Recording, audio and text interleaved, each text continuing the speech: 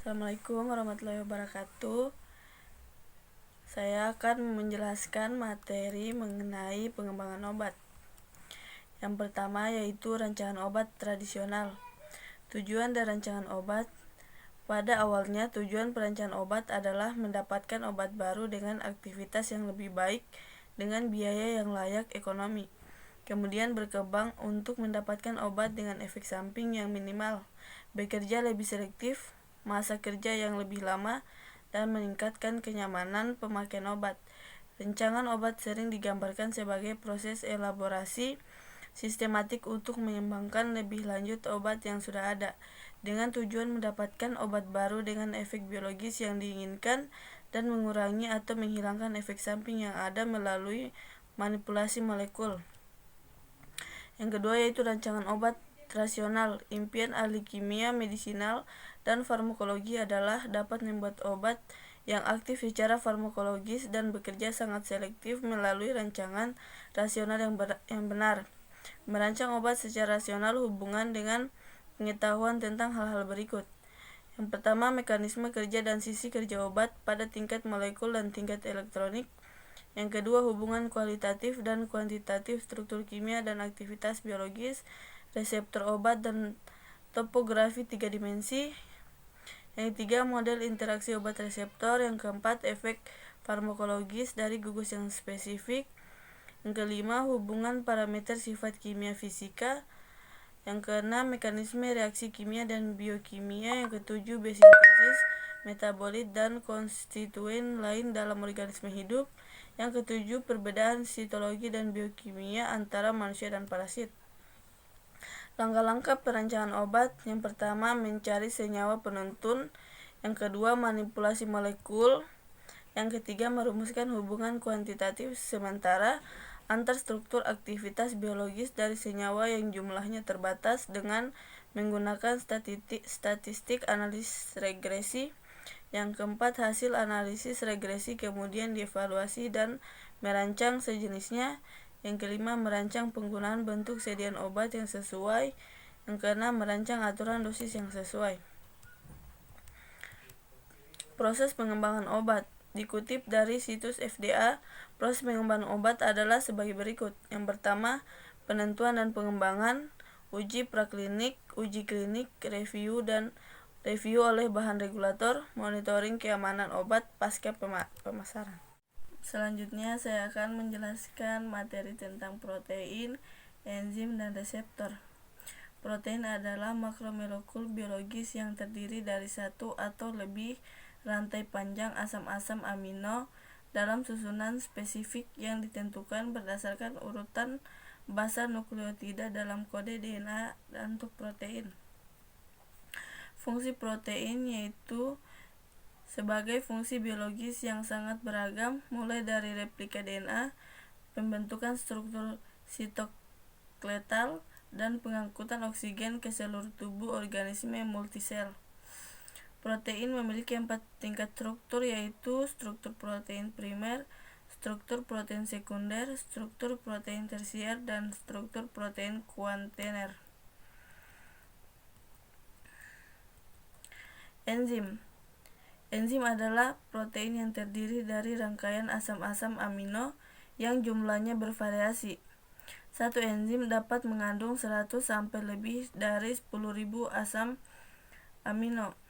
Beberapa enzim memerlukan salinan dari enzim yang sama untuk dapat berfungsi. Sifat-sifat enzim. Yang pertama yaitu enzim sebagai katalisator. Yang kedua, enzim itu suatu protein. Yang ketiga, enzim itu khusus. Yang keempat, enzim ada yang bisa bekerja bolak-balik. Faktor yang mempengaruhi aktivitas enzim yaitu ada suhu, pH, aktivitas air, dan kontrol terhadap kerja enzim. Hubungan enzim dengan obat. Dari banyaknya obat yang telah beredar, tak kurang dari 66 enzim pada manusia dan 20 enzim pada bakteri, virus, jamur, dan parasit yang telah digunakan sebagai target obat. Reseptor. Reseptor merupakan suatu makromolekul yang secara spesifik dan langsung memberikan dengan ligan atau obat hormon neurotransmitter untuk memicu signaling kimia yang menimbulkan efek. Reseptor mengenal dan mengikat suatu ligan dengan spesifitas yang tinggi dan meneruskan signal ke dalam sel melalui beberapa cara, yaitu yang pertama perubahan permeabilitas membran, yang kedua pembentukan second messenger, yang ketiga mempengaruhi transkripsi gen. Fungsi reseptor yaitu mengenal dan mengikat suatu ligan atau obat dengan spesifitas yang tinggi, meneruskan signal ke dalam sel melalui perubahan permeabilitas membran, pembentukan second messenger, dan mempengaruhi transkripsi gen. Pengelompokan reseptor, yang pertama itu reseptor kanal ion, yang kedua reseptor yang tergandeng protein G, yang ketiga reseptor yang terkait reseptor kinase, yang keempat reseptor nuklir. Selanjutnya yaitu hubungan struktur dan pengembangan senyawa agonis dan antagonis. Agonis dan antagonis. Senyawa agonis adalah senyawa yang dapat menghasilkan reseptor biologis tertentu serupa dengan senyawa agonis endogen. Senyawa antagonis adalah senyawa yang dapat menetralisir atau menghilangkan respon biologis senyawa agonis. Pada umumnya, senyawa antagonis mempunyai dasar struktur yang mirip dengan senyawa agonis. Kombinasi obat. Kombinasi obat kemungkinan melibatkan campuran dua atau lebih obat dalam satu formulasi. Penggunaan dua obat dalam formulasi yang berbeda dan diminum bersama-sama, atau penggunaan dua obat yang diminum dalam waktu yang berbeda tetapi kemudian berada bersama-sama dalam darah. Hal-hal ini dapat menimbulkan masalah interaksi obat, sehingga kemungkinan terjadi peningkatan atau penurunan efek obat yang bersifat antagonis. Kombinasi obat memungkinkan juga dapat meningkatkan aktivitas obat. Yang pertama, efek potensiasi, yang kedua efek sinergisme. Kombinasi obat kemungkinan juga mempunyai kerugian oleh karena tidak ada fleksibilitas dosis. Sering terjadi dosis yang diberikan tidak cukup, sehingga kemungkinan terjadi pengobatan yang tidak kuat dapat mempengaruhi identifikasi atau diagnosis dan penyakit. Toksisitas salah satu obat kemungkinan mempengaruhi dosis terapi dari obat yang lain. Antagonis pada fase farmakokinetik. Antagonis pada fase farmakokinetik pada umumnya adalah antagonis kimia atau netralisasi. Contoh antagonis kimia yang pertama, antikoagulan heparin yang bersifat asam dapat berinteraksi dengan protamin yang bersifat basa sehingga senyawa menjadi lebih aktif. Yang kedua, ion merkuri dapat membentuk pelat yang monotoksik dan mudah larut dalam air dengan dimekaprol sehingga menjadi tidak aktif. Antagonis antar obat pada fase farmakodinamik. Antagonis farmakodinamik adalah antagonis yang mempengaruhi proses interaksi obat reseptor sehingga respon biologis obat menurun. Antagonis berperan pada proses biokimia penting atau melakukan pemblokan pada reseptor spesifik. Interaksi dapat bersifat antagonis kompetitif, antagonis non-kompetitif, kombinasi antagonis kompetitif dan non-kompetitif, antagonis fungsional dan fisiologis, antagonis irreversibel, dan antagonis tipe kompleks. Hubungan struktur kimia senyawa agonis dan antagonis kompetitif. Yang pertama yaitu metabolit dan anti-metabolit, yang kedua agonis dan pemblok selektif, yang ketiga hubungan struktur kimia agonis dan antagonis irreversibel selektif. Hubungan struktur aktivitas kelarutan, sifat kimia fisika, dan aktivitas biologi obat. Sifat kelarutan pada umumnya berhubungan dengan kelarutan senyawa dalam media yang berbeda dan bervariasi di antara dua hal yang ekstrim, yaitu pelarut polar seperti air dan pelarut non-polar seperti lemak. Aktivitas biologi senyawa seri homolog. Pada beberapa seri homolog, senyawa sukar terdisosiasi yang perbedaan struktur hanya menyangkut perbedaan jumlah dan panjang rantai atom C. Intensivitas aktivitas biologisnya tergantung pada jumlah atom C. Sedangkan prinsip Ferguson, banyak senyawa kimia dengan struktur berbeda tetapi mempunyai sifat fisik sama seperti ester, kloroform, dan nitrogen oksida, dapat menimbulkan efek narkosis atau anestesi sistematik. Hal ini menunjukkan bahwa sifat fisik lebih berperan dibanding sifat kimia.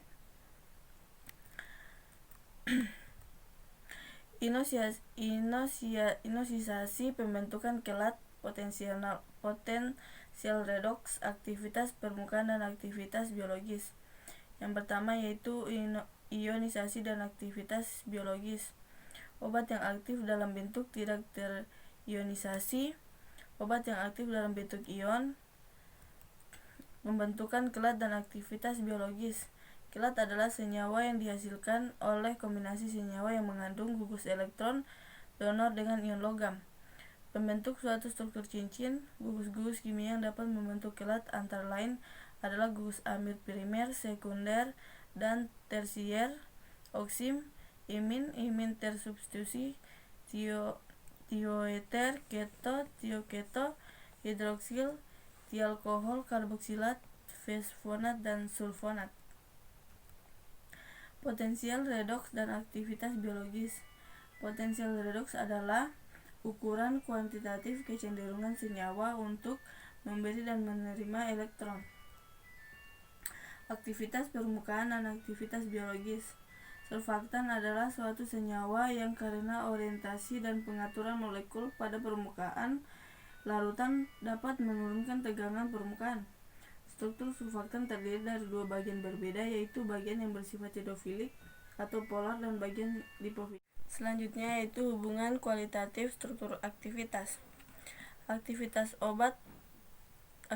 Aktivitas senyawa bioaktif disebabkan oleh interaksi antara molekul obat dengan bagian molekul dari objek biologis, yaitu reseptor spesifik. Untuk dapat berinteraksi dengan reseptor spesifik dan menimbulkan aktivitas spesifik, senyawa bioaktif harus mempunyai struktur sterik dan distribusi muatan yang spesifik pula. Ada beberapa fase yang mempengaruhi aktivitas obat, diantaranya fase farmaseutik, fase farmakokinetik, dan fase farmakodinamik.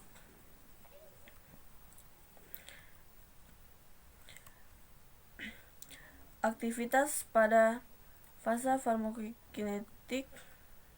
Aktivitas yang terjadi pada proses farmakokinetik lingkungan.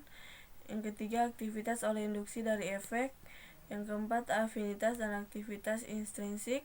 Yang kelima, aktivitas pada percobaan in vivo dan in vitro. Yang keenam, aktivitas dari senyawa multipoten. Yang ketujuh, efek terapeutik dan senyawa efek samping. Hubungan struktur aktivitas. Yang pertama yaitu faktor yang kurang mendukung hubungan struktur aktivitas. Yang kedua, faktor yang mendukung hubungan struktur aktivitas. Yang ketiga, hubungan struktur aktivitas yang sebenarnya. Pengukuran kuantitatif aktivitas biologis. Yang pertama itu efek individu, yang kedua efek bertingkat, yang ketiga efek kuantal. Selanjutnya, hubungan kuantitatif struktur aktivitas. Hubungan kuantitatif struktur kimia dan aktivitas biologis obat atau HKSA merupakan bagian penting rancangan obat dalam usaha untuk mendapatkan suatu obat baru dengan aktivitas yang lebih besar, selektifan yang lebih tinggi, toksisitas atau efek samping sekecil mungkin, dan kenyamanan yang lebih besar. Selain itu, dengan menggunakan model HKSA akan lebih banyak menghemat biaya atau lebih ekonomis, karena untuk mendapatkan obat baru dengan aktivitas yang dikehendaki, faktor coba-coba ditekan sekecil mungkin sehingga jalur sintesis menjadi lebih pendek. Yang pertama yaitu mode pendekatan HKSA Free-Wilson. Yang kedua, metode pendekatan HKSA Hansch. Terakhir yaitu stereokimia. Teori kimia merupakan studi mengenai molekul-molekul dalam ruang 3 dimensi, yakni bagaimana atom-atom dalam sebuah molekul ditata dalam ruangan satu relatif terhadap yang lain. Jika dianalogikan perbedaan dari isomer, struktur, dan teori kimia ini seperti sistem duduk dalam perkuliahan. Jika isomer struktur dianalogikan sebagai tempat duduk yang posisinya sama namun dalam satu kelas itu berbeda-beda orang yang menempatinya setiap hari. Teori kimia dianalogikan perubahan dari arah atau orientasi tempat duduknya. Orientasi sendiri berarti arah kemana satu atom menghadap secara geometris. Stereoisomer adalah suatu molekul yang mempunyai pelekatan atom yang sama tetapi berbeda susunan atomnya di ruang 3 dimensi. Dalam stereoisomer, atom yang menghasilkan isomer berbeda pada posisi yang sama namun memiliki pengaturan kekurangan berbeda. Contohnya isomer geometrik.